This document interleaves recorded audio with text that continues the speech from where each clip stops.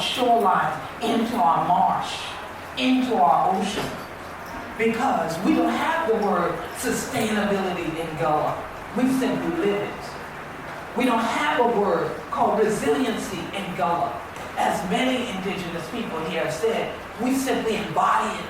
We live it in the sense of, yes, we continue to stand in spite of everything thrown at us, but most people have said we don't want to be defined as resilient because of disasters. And we definitely are not defined in the Gullah Geechee Nation by a word being lost or a word being damaged. So I found it very unimpressive to come to a global meeting and hear those words elevated instead of the words victorious, instead of the words that indicate that we survived, we thrived, that we continue to exist, because do we not? Or is it that you see us and you still don't hear us, like I said in Gullah? That even if you hear me, you don't understand me. Even when I speak, what you say is a global language. I might as well just speak my native tongue. Because as a scientist, who's a mathematician, I thought all over the world 1 + 1 = 2. And that meant that if the two of us could get together and we could agree on something, we would go ahead and get to work and we would get it done.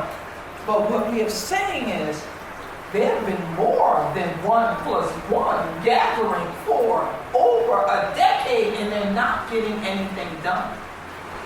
That's antithetical to my culture. We don't have the luxury to sit and discuss what's lost. If we see that, as I said, the blue crabs are not in the marsh, the shrimps are not there when we go to cast our nets, and certain fish on, that instead we have to go way out into the ocean to get something that used to be on the shore, that we could gather without all of these cultural implements. We need to find out what's wrong. So that's why we started talking to the scientists, talking to the global community, and having to learn their languages. But more often than not, we don't get a vote in the way that they define us. And I think that's unacceptable. In the U.S., they started using a term called BIPOC, Black, Indigenous, people of color. And everybody I met has said, who came up with that? We don't like it.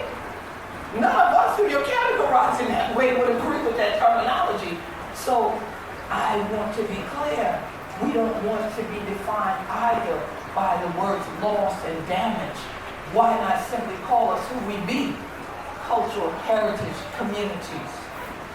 And then let's dialogue about what we have done to continue our culture in spite of colonization, in spite of the capitalizing upon our culture by external groups, in spite of the environmental harm that has happened to our communities' homelands. Let's talk about that. And let's talk about what it is that we live that helps us to keep our cultural heritage thriving and surviving in spite of others looking at our places as a place to come in to damage and create loss. Because I've seen how people can articulate things and spin it around because their interpretation is not the same language. It's not the same culture. It's not the same tradition. So the word irreplaceable is critical in this discussion we're going to have today. Because if we don't have the cultures that we represent, the world, number one, becomes less colorful, as they like to say. Number one. Less exciting, less vibrant. And if there's no vibrant, there's a song called A Vibrant Thing, A Vibrant Thing.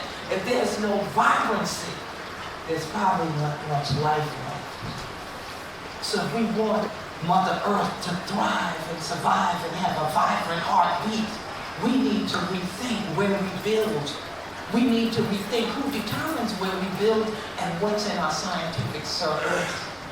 And we need to learn to speak more languages of the world, including Gullah, Geechee, and including the languages of my sisters who are going to join me up here today.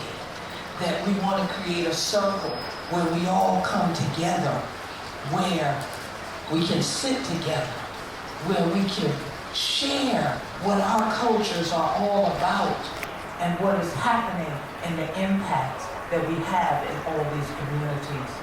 And maybe at the end of it, you'll see why this is irreplaceable, that we are irreplaceable, and why cultural heritage is valuable.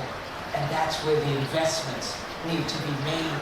That's where the conversations need to be centered.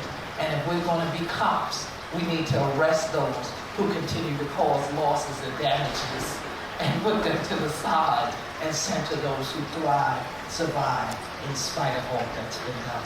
Thank you so much.